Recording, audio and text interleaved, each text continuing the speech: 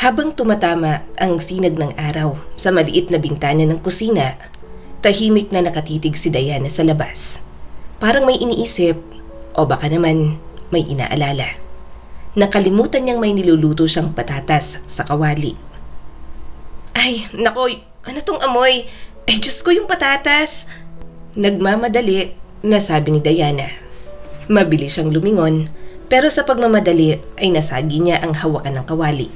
Kumalabog ito sa sahig, sabog ang mga hilaw na patatas sa lahat ng direksyon. Ay, ano ba naman tong araw na to? Lahat na lang nahuhulog sa kamay ko.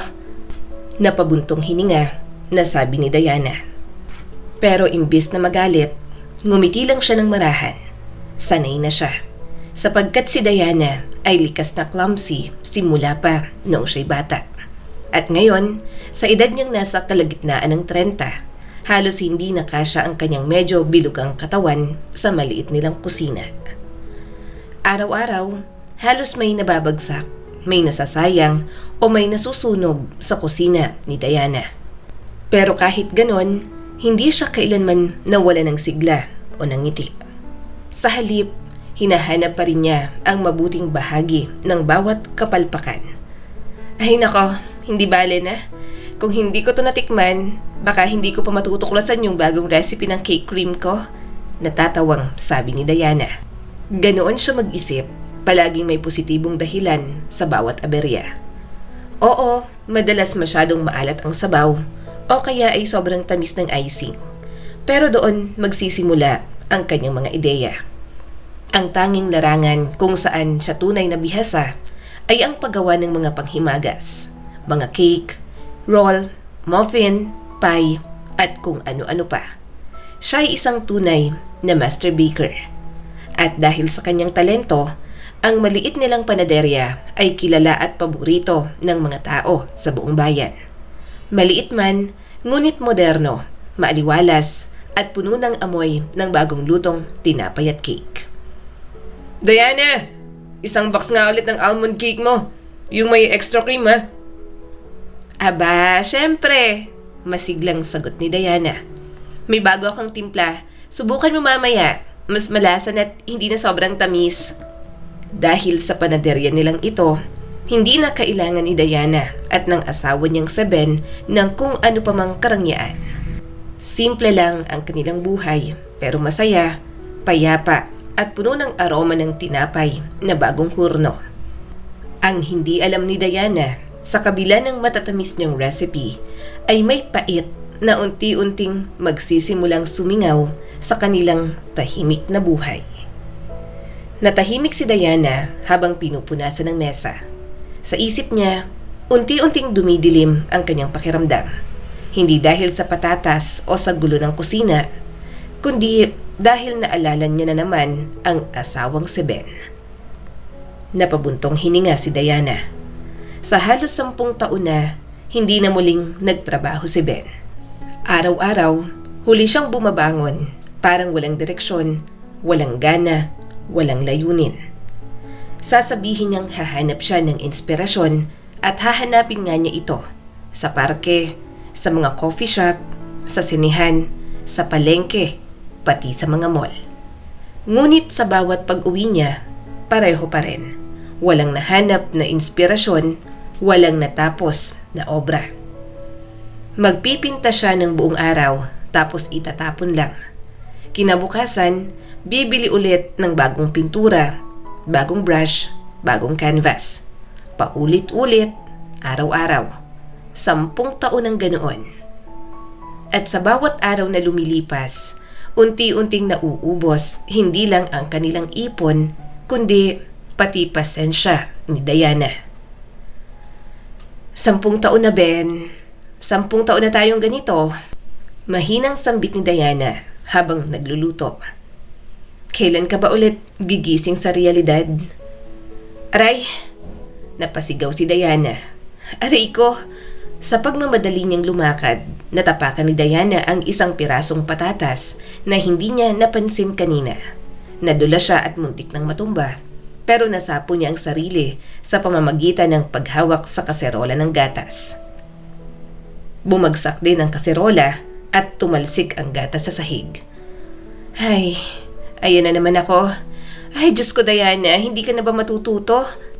Naiinis niyang sabi sa sarili. Pagkatapos ng ilang minuto, nilinis niyang muli ang kusina. Pinunasan ng gatas, tinipon ang mga patatas, at saka nagpatuloy sa paghahanda ng hapunan. Pagdating ng asawa niya, dala nito ang karaniwang anyo. May bahid ng lungkot sa mga mata. Subalit nang makita ang inihanda ni Diana sa mesa, napakunot ang noo ni Ben. Patatas ulit! Walang bati, walang ngiti, isa lang ang lumabas sa bibig ni Ben. Isang reklamo na parang sibat na tumama sa puso ng asawa niya na buong araw ng pagod. Wala na kasi tayong masyadong pambili, Ben. Kaya kung ano lang ang kaya, yun ang niluluto ko. Mahinahong sabi ni Diana. Umupo si Ben at malamig ang tono nang magsalita ito. Kung sana kasi maibalik ko lang yung inspirasyon ko, baka hindi tayo ganito. Sinubukan ngumiti ni Diana. Baka naman hindi inspirasyon ang hinahanap mo, Ben. Baka direksyon. Hindi na sumagot si Ben. Tumitig lang siya sa kawali ng pritong patatas, tila may hinanakit o baka hiya. Habang si Diana naman ay tahimik na nakatingin sa kanya. Pilit na hinahabi sa isip ang susunod na hakbang para sa kanilang mag-asawa na matagal nang nawawala sa tamang timpla. Tahimik sa maliit na kusina, si Ben ay nakaupo na sa harap ng mesa, habang si Diana ay nakatayo pa. May bahid ng inis at pagod ang makikita sa mga mata niya. Ano bang masama sa patatas? May halong inis na tanong ni Diana. Pasensya ka na kung hindi ako nakapunta sa tindahan ngayong araw. Ang dami kong ginawa sa panaderya. Bakit hindi ka na lang sana ang mamili? Alam mo namang walang laman ng ref. Kung tutulong ka, baka hindi ganito palagi. Bahagyang kumunot ang noo ni Ben. Uminom muna siya ng tubig bago marahang nagsalita. Pero puno ng tampo ang kanyang tinig. Alam mo namang wala akong oras sa ganyan. Marami akong ginagawa. May mga importanteng bagay akong iniisip. Gusto mo bang mawala ang inspirasyon ko? Napataas ang kilay ni Diana at may ngiting mapait. Ganon. So, nahanap mo na pala yung inspirasyon mo? Hindi ko lang napansin. Kasi kagabi, late akong dumating at nasa opisina ka na naman. Baka naman may natapos ka na. Ipapakita mo ba sa akin ngayon? Mabilis na lumingon si Ben sa asawa. May tingin itong may halong pagkailang at pagkainis. Sa halip na sumagot, kinuha na lang niya ang tinidor at sinimulang tusukin ang pritong patatas sa plato. Tahimik, ngunit habang tumatagal, lumalalim ang init sa pagitan nila.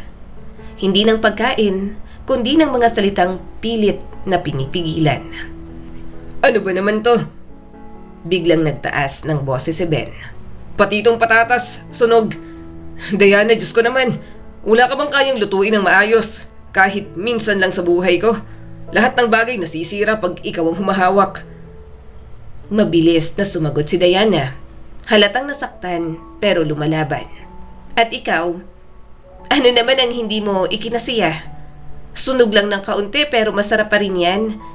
Kung ayaw mo, aba, edi ikaw nang magluto. Hindi naman ako tututol kung gusto mo akong pakainin ng sarili mong niluto. Napatigil si Ben. Hindi niya alam kung anong isasagot. Dahil alam niyang wala siyang alam sa kusina. Kaya imbes na lumaban pa, nanahimik na lang siya at ipinagpatuloy ang pagkain. Tahimik silang dalawa, tanging tiktak ng orasan at ambon sa bubong ang maririnig. At sa gitna ng katahimikan, marahang bumalik ang amoy ng bahagyang sunog na patatas. At ang pait ng mga salitang binitiwan nila sa isa't isa. Hindi man aminin ni Ben, masarap pa rin ang niluto ng asawa niya. Ngunit sa hapunang yon, ang tunay na nasunog ay hindi ang patatas, kundi ang tiwala at pagmamahalan na dating matamis na parang cake ni Diana. Matapos ang tahimik at mabigat na hapunan, Tumayo si Diana at nagsimulang maghugas ng mga pinggan. Sanay na siya, sanay sa katahimikan, sanay sa pagod, at sanay sa kawalan ng pasasalamat. Pagkatapos maghugas, nagpakulo siya ng tubig, nagtimpla ng tsaa, at naglagay ng ilang pirasong pancake sa plato. Huminga siya ng malalim, naupo sa silya at pinunasan ang pawis sa noo. Hay nako, bakit parang ang bilis kong tumaba nitong mga huling buwan? Humihingal na sabi ni Diana. Ramdam na niya, mas mabigat gumalaw, mas madali mapagod. Ang dating masigla at magaan niyang katawan, ngayoy tila nakadagdag pa sa bigat ng kanyang mga iniisip. Samantala, si Ben ay nakaupo pa rin sa tapat niya. Tahimik ngunit may mabigat na iniisip. Tinitingnan niya si Diana ng palihim at sa isip niya, mababakas ang mga salitang hindi niya kayang bigkasin. Si Diana, anong nangyari sa kanya? Dati ang ganda niya, ang ganya kasama. Ngayon tumanda na, tumaba pa. Ang isang lalaki pagkatapos ng mahabang araw, gusto niyang umuwi sa mga bisig ng maganda, maayos at mabangong babae. Pero ako'y uuwi sa babaeng tila nakalimutan na kung anong lipstick o mascara. Bubulong-bulong ni Ben sa sarili. Naubos ni Ben ang patatas. Wala man lang salitang salamat sa kanyang asawa. Iniwan niya ang maruming plato sa mesa at naglakad patungo sa kanyang opisina. Si Diana, tahimik lang, sanay na siya. Tinapos ang kanyang tsaa, niligpit ang mga pinggan at saka dumiretso sa banyo para maligo. Samantala, sa kabilang silid, nakaupo si Ben sa kanyang opisina. Sa gitna ng kalat ng mga lumang canvas, tuyo at gusot na mga papel, at mga brush na matagal nang hindi na isasawsaw sa pintura. Tahimik siyang nagmumuni-muni. Hindi ito ang buhay na pinangarap niya noong kabataan. Noon, gusto niyang maging isang dakilang pintor. Yung pipilahan ng mga kliyente, may mga order ng painting na abala hanggang sa susunod na taon. Gusto niyang hangaan ng mga tao, lapitan ng mga magagandang babae, at maramdaman na siya ay may halaga. Pero iba ang kinalabasan. Bakit ganito? 10 taon ko nang hinahanap yung estilo ko, yung tatak ko, pero wala. Bakit parang walang pumapansin? Bakit parang hindi ako magaling? Paulit-ulit niyang sinusubukang makahanap ng inspirasyon. Ngunit ang bawat canvas na hinahawakan niya, nauuwi sa pagkadismaya. At kahit anong pilit niyang ipinta ang kanyang pangarap, ang nakikita lang niya sa bawat linya ay ang refleksyon ng isang lalaking hindi matanggap ang sariling kabiguan. Hindi pa tapos to. Bata pa ako at marami pa akong enerhiya. Hindi ko lang siguro natatagpuan ang muse ko. Sa labas, unti-unting humina ang ulan. Ngunit sa loob ng bahay, may bagyong hindi pa rin natatapos. Isang bagyong unti-unting humahampas sa pundasyon ng kanilang pagsasama. Matapos ang ilang oras na tila walang saysay, abala si Ben sa kanyang maliit na opisina. Inaayos niya ang mga pintura, pinahira ng tela ang mga brush, at nilinis ang mga drawer na matagal nang hindi nagagalaw. 10 taon na niyang sinasabing magsisimula na siya ng kanyang obra maestra. Ngunit ngayong gabi, gaya ng dati, wala na naman, nabuburyong lang siya. Tinignan niya ang orasan, saka napailing. Ay, bukas na lang siguro. Pagod na sabi ni Ben. Nang pumasok siya sa kwarto, nadatnan niyang mahimbing nang natutulog si Diana. Napangiti siya, isang ngiti na may halong ginhawa. Dahil alam niya na wala ng sermon o paalala ang maririnig niya bago matulog. 10 minuto lang ang lumipas at tulog na rin siya. Payapa sa labas, ngunit malayo sa katahimikan sa loob. Kinabukasan, maagang nagising si Diana, gaya ng nakasanayan. Maayos na ang suot, kape sa tasa, tahimik na umiinom, habang pinagmamasdan ang liwanag ng araw sa bintana. Makalipas ang ilang minuto, bumaba si Ben. May sama ng loob pa rin ang mukha nito.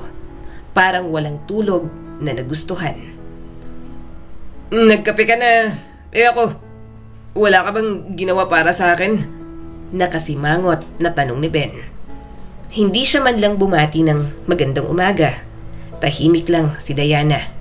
Kinuha niya ang isa pang tasa sa counter, naglagay ng kape at marahang inilapag yon sa harap ng asawa. Pero ilang patak ng kape ang tumapon sa tablecloth at agad yung napansin ni Ben. Ayan ka na naman! Naiinis na sabi nito. Wala ka talagang kayang gawin ang maayos, no? Kahit magbuhos ng kape, sablay pa. Hindi sumagot si Diana. Tumingin lang siya sa mesa. Pilit pinipigilan ang sarili.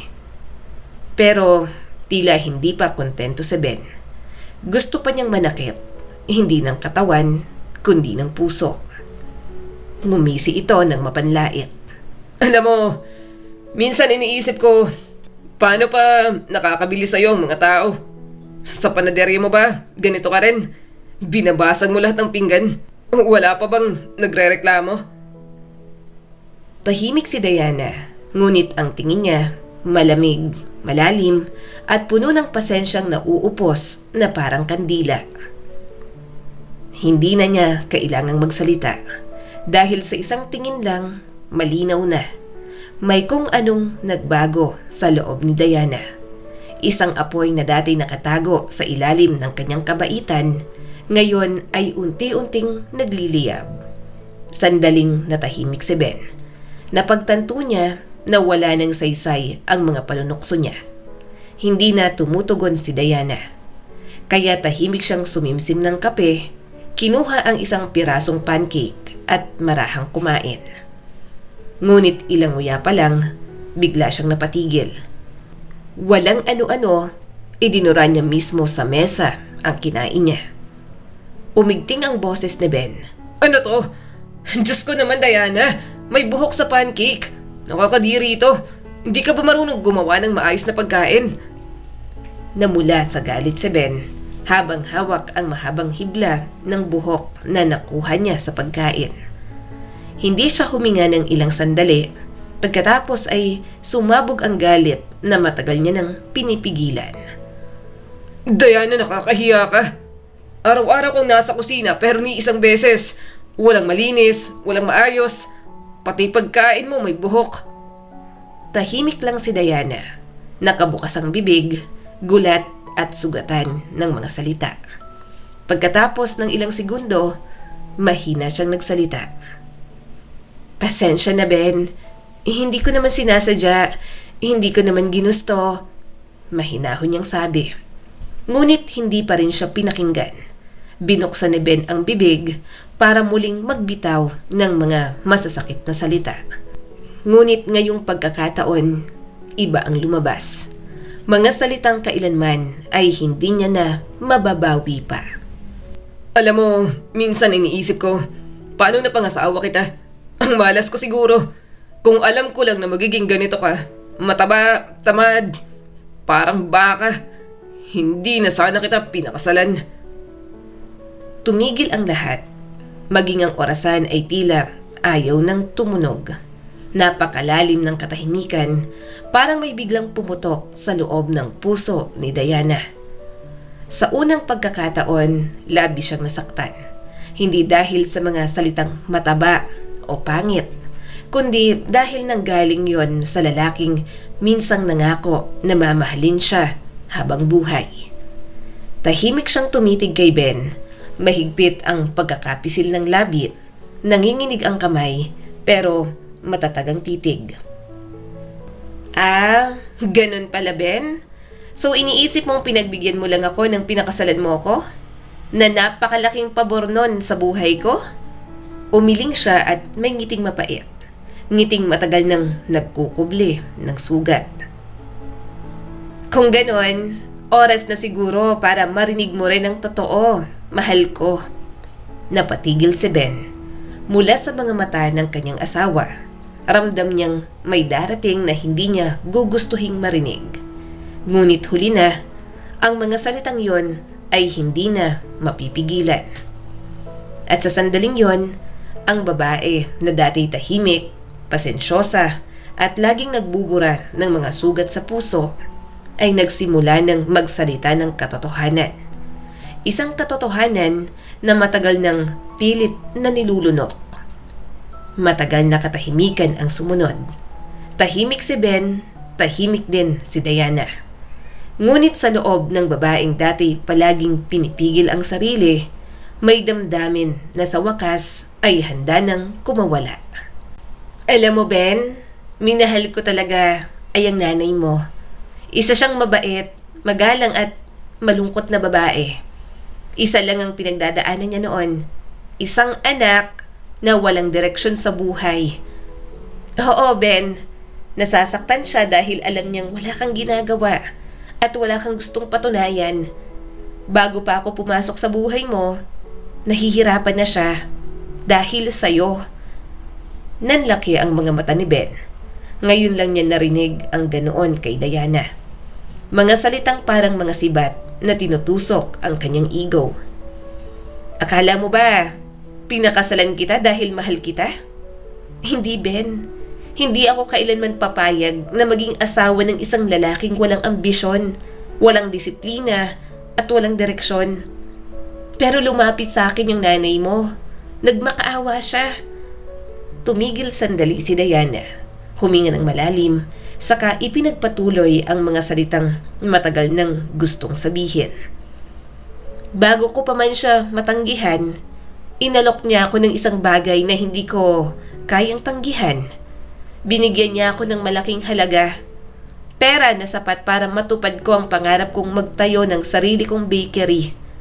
At hindi ko pa rin alam hanggang ngayon kung bakit niya ako pinagkatiwalaan ng ganon. Pwede kong tanggapin ang pera, tapos tumanggi sa kasal. Pwede kong lokohin ang nanay mo, pero hindi ko ginawa. Kasi may isang bagay akong taglay na hindi mo kailanman naiintindihan. Ben, ang katapatan. Ang bawat salita ni Diana ay parang kutsilyo na dahan-dahang humihiwa sa katahimikan. Habang si Ben naman ay tila napako sa kinauupuan at unti-unting namumutla. Nangako ako sa nanay mo. Sinabi ko sa kanya na aalagaan kita. Hindi kita iiwan anuman ang mangyari. At bago siya pumanaw, ipinangako ko ulit yon. Kaya hanggang ngayon, hindi ako umaalis. Hindi dahil mahal pa kita, kundi dahil pangako ko yun sa nanay mo. Dahil kung tutuusin, isa ka pa ring bata, Ben. Hindi ka marunong magluto. Hindi mo alam kung paano magbayad ng kuryente. Ni hindi mo nga alam kung paano gumawa ng sarili mong kape. Kaya ako nandito. Hindi para sa'yo, Ben, kundi para sa kanya. Para to pa rin ang sinabi kong hindi ko siya bibiguin. Nanatiling nakabukas ang bibig ni Ben, hindi makasagot. Unti-unting namutla, parang tinanggalan ng lakas. At sa sandaling yon, nawala ang galit sa mga mata niya. Napalitan ng hiya at isang mabigat na pag-unawa. Sa wakas, dumating sa kanya ang katotohanan na ang babaeng minamaliit niya, pinagtatawanan at tinatawag na pabaya. Siya pala ang tanging dahilan kung bakit may tahanan pa siyang inuuwian. Matapos ang matagal na katahimikan, tumingala si Diana at ngumiti. Hindi ngiti ng saya, kundi ng isang babaeng sa wakas ay napagod ng manahimik. Malumanay, ngunit matalim ang kanyang tinig. Nasabi ko na lahat, Ben. Oo, nangako ako sa nanay mo na aalagaan ka. Pero hindi ko ipinangako na titiisin ko ang mga pangiinsulto mo at pang-aabuso. Kaya eto lang yan, hanggat hindi mo ako ginagalit, hindi mo ako nilalait, at hindi mo pinakikialaman ang mga bagay na hindi mo naiintindihan, mananatili kang nasa pangangalaga ko. Pero tandaan mo to, Ben. Kapag narinig ko pa ulit ang mga salitang kagaya ng binitiwan mo kanina, iiwan kitang walang-wala. Hindi nakasagot si Ben. Tinitigan lang niya ang asawa.